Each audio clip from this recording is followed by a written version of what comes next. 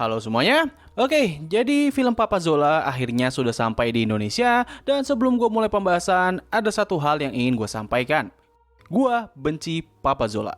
Kayak seriusan, dari seluruh karakter yang pernah diperkenalkan dalam animasi Bobo Boy, Papa Zola adalah karakter terakhir yang gue suka. Pada saat pertama kali ia diperkenalkan, gue sebenarnya cukup terhibur dengan karakternya. Namun seiring berjalannya cerita Bobo Boy, gue malah menjadi semakin tidak suka terhadapnya.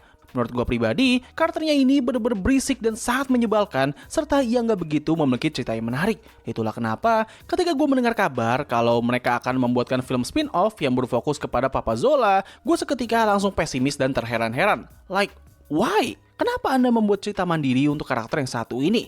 Tapi ya, walaupun gue cukup pesimis, namun gue tetap akan mencoba untuk menonton film ini dan melihat apakah mereka bisa membuat gue akhirnya menyukai karakter yang satu ini. Nah, lalu apakah mereka bisa melakukan hal tersebut? Well, untuk mengetahui hal itu, mari kita langsung masuk aja ke pembahasan dalam 3, 2, 1.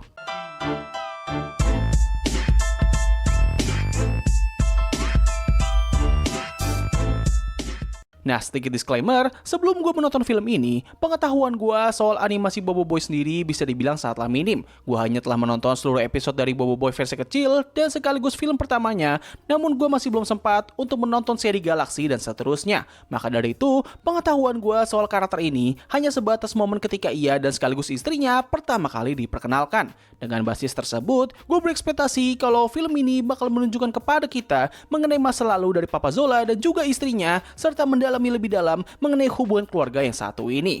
Dan hasilnya, hal tersebut sempat terpenuhi di awal film. Menurut gue pribadi, bagian awal dari film ini bener-bener bagus banget.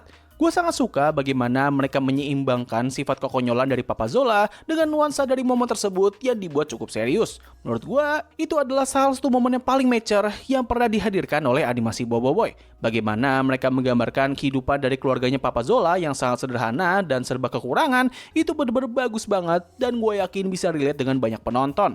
Dalam adegan itu, setiap kekonyolan atau sifat lebay yang dikeluarkan oleh karakternya ini sudah seperti usaha yang dilakukan oleh seorang ayah dalam menghibur anaknya. Ya, gue yakin kalian yang sudah memiliki anak atau memiliki anggota keluarga yang masih kecil pasti pernah bertingkah konyol dan di luar karakteristik kalian hanya untuk bisa menghibur mereka. Dan hal itu gue anggap sebagai bagian dari karakter Papa Zola di film ini, walaupun gue tahu persis bahwa semua kekonyolan itu memang bagian dari karakternya sejak pertama kali diperkenalkan. Ya, intinya, cerita awal dari film ini berhasil memberikan sebuah alasan bagi gua untuk bisa mengerti dan menerima tingkah konyol dari Papa Zola. Selain dari itu, hal lain yang gue suka dari momen pembuka di film ini adalah dari masa lalunya Papa Zola. Pada momen flashback di pembuka film ini, kita diperlihatkan kalau dia ini ternyata merupakan seorang agen penjaga bumi dari serangan alien. Melihat bagaimana ia melawan para penjahat di awal film, gue mengira kalau mayoritas adegan action yang melibatkan karakter ini bakal mengambil inspirasi dari film-film action asal India. Adegan pertarungannya sendiri dibuat selebay dan seheboh mungkin, yang mana ini sangatlah sesuai dengan karakternya. Nah, seharusnya hal tersebut bisa membuat gue menjadi semakin tidak nyaman dengan karakternya. Namun apa yang membuat adegan itu berhasil menarik perhatian gue adalah dari pengkarakteran Papa Zola ketika masih muda. Pada masa itu, ia sudah memiliki ideologi dan pendirian yang sama persis seperti versi tuanya, namun kepribadiannya sendiri tidaklah terlalu kontras dan juga lebih kalem. Sifatnya yang seperti itu membuat adegan pertarungannya yang over the top itu terasa sangat pas dan tidak terlalu berlebihan. Nah, tapi sayangnya ketika memasuki pertengahan film, gue merasa kalau film ini mulai mengalami sedikit penurunan. Salah satu titik yang membuat gue menjadi kurang begitu suka terhadap film ini adalah ketika mereka memasuki dunia simulasi. Ketika hal itu terjadi, seketika seluruh nuansa dari film ini berubah secara total. Momen pembuka yang awalnya memiliki nuansa yang seimbang, kini berubah menjadi sangat berwarna dan penuh dengan komedi yang belak-belakan. Nuansa dari adegan tersebut sebenarnya memiliki vibe yang sama seperti cerita Bobo Boy pada umumnya, dan seharusnya hal itu nggak menjadi masalah kalau andaikan mereka tidak menyajikan adegan pembuka yang sebagus itu. Tidak hanya itu saja, hal lain yang membuat gue kurang begitu suka pada bagian pertengahan dari film ini adalah ketika mereka menunjukkan sebuah plot twist, atau lebih tepatnya adalah twist villain. Menurut gue pribadi, twist villain di film ini sangatlah tidak bagus. Bisa dibilang, ini merupakan tipikal twist yang biasa digunakan oleh cerita Bobo Boy, di mana mereka memiliki foreshadow yang sangat minim dan lebih banyak memberikan penjelasan ketika momen twist itu telah diungkapkan. Memang untuk twist di film ini, mereka berhasil memberikan beberapa foreshadow yang bisa memberikan kejelasan terhadap pengungkapan tersebut, namun sayangnya masih terdapat banyak pertanyaan ketika adegan twist itu diungkapkan. Menurut gue pribadi, twist yang bagus adalah twist yang sudah dibangun dengan sedemikian rupa hingga ketika mereka menunjukkan twist tersebut, kita para penonton udah nggak perlu bertanya lagi kenapa twist itu bisa muncul, yang mana hal itu bakal memberikan kita rasa kejut yang sangat menegangkan ataupun rasa kepuasan yang sangat luar biasa. Nah, dalam kasus film ini, mereka masih perlu memberikan beberapa penjelasan atas semua pengungkapan tersebut, yang mana hal itu membuat gua merasa biasa saja dan kurang begitu puas ketika adegan twist itu ditunjukkan. Ini semua menjadi semakin menyebalkan, di mana motif dari sang villain utama di film ini itu bener-bener cetek banget.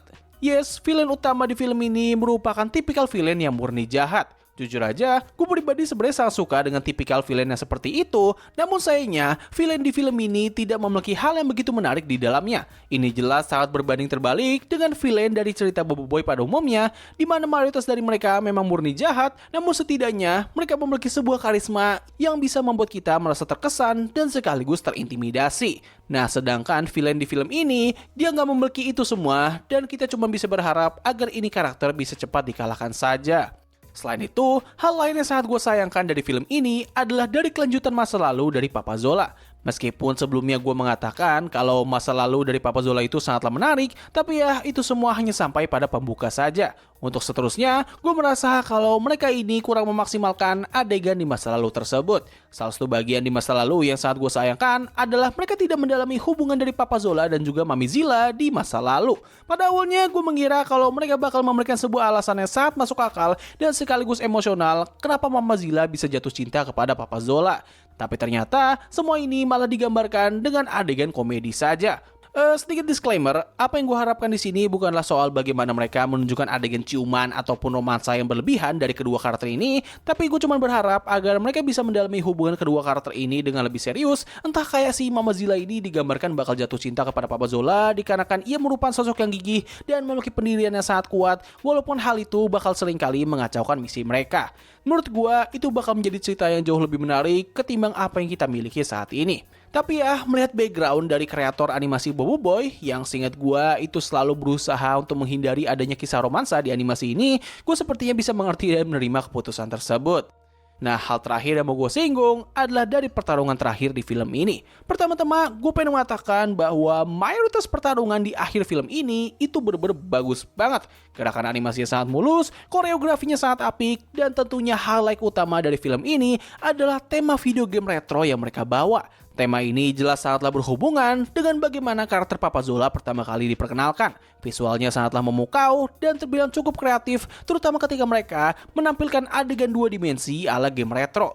Menurut gue, itu merupakan sentuhan yang sangat manis dan sekaligus memberikan sedikit rasa nostalgia terhadap salah satu episode terbaik dalam cerita Bobo Boy di season pertama. Tidak hanya itu saja, desain musuh di bagian akhir di film ini itu juga cukup bagus, terutama dari desain 2 orang karakter yang berasal dari serial Bobo Boy dan sekaligus musuh utama mereka. Walaupun gue sangat tidak suka dengan villain utama di film ini, namun gue harus akui kalau wujud atau bentuk terakhirnya itu bener-bener keren banget dan sangat cocok sebagai seorang final boss. Nah, tapi hal yang gue kurang suka di bagian akhir ini adalah momen pertarungannya yang sangat panjang hingga bisa gue katakan cukup dragging. Ketika mereka sudah memasuki arena pertarungan, seketika cerita dari film ini langsung berubah menjadi full action pack tanpa henti. Kita disajikan dengan adegan pertarungan yang sangat panjang dan hampir tidak diberikan nafas sama sekali.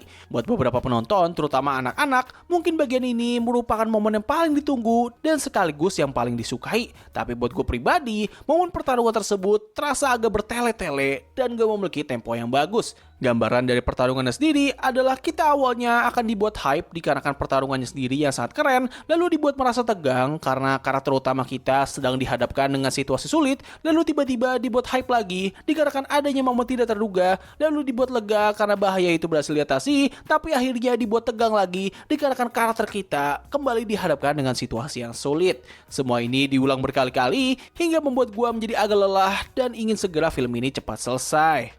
Nah, secara keseluruhan, menurut gue ini merupakan film yang cukup bagus apabila kita melihatnya sebagai animasi Malaysia dan sekaligus bagian dari IP Bobo Boy. Mereka masih mempertahankan semua identitas yang dimiliki oleh franchise ini, mulai dari ceritanya yang penuh dengan komedi dan adegan actionnya yang sangat banyak. Walaupun begitu, gue merasa kalau film ini sebenarnya bisa menjadi sebuah cerita yang sangat berbeda dan mencoba untuk keluar dari format yang biasa mereka gunakan selama ini. Tapi ya, sepertinya mereka tidak mencoba untuk melakukan hal tersebut dan lebih memilih untuk tetap di jalur yang sama. Bukan berarti ini merupakan film yang buruk, namun gue hanya kurang menikmati bagian setengah akhir dari film ini saja. Film ini sangat cocok untuk ditonton bersama dengan keluarga kalian, bahkan pada saat gue menonton kemarin, satu studio itu dipenuhi dengan anak-anak dan orang tua mereka. Nah, dengan semua ini, lalu apakah gue menjadi suka terhadap karakter Papa Zola dan ingin terus mengikuti perkembangan ceritanya? Well, jujur aja, gue pribadi sebenarnya lebih tertarik dengan versi mudanya dulu dan cukup penasaran dengan cerita masa lalunya ketika ia masih menjadi agen, walaupun setelah menonton film ini, harapan tersebut menjadi tidak begitu besar. Untuk karakternya di versi sekarang ini, gue hanya akan bisa menikmatinya apabila sedang bersama dengan keluarganya saja. Ketika ia sedang melakukan petualangan sendiri ataupun berinteraksi dengan Bobo Boy dan juga teman-temannya, gue mungkin tidak akan kuat dengan perilakunya yang sangat nyentrik dan juga berisik. So, mungkin itu aja sih yang bisa gue bahas pada video kali ini. Tulis pendapat kalian mengenai film ini di komentar di bawah. Apakah kalian suka atau tidak? Tulis pendapat kalian. Jadi mungkin cukup sekian dari video gue kali ini. Terima kasih atas waktu yang telah kalian luangkan untuk menonton video gue. Gue undur diri, sampai ketemu lagi di video selanjutnya. Bye!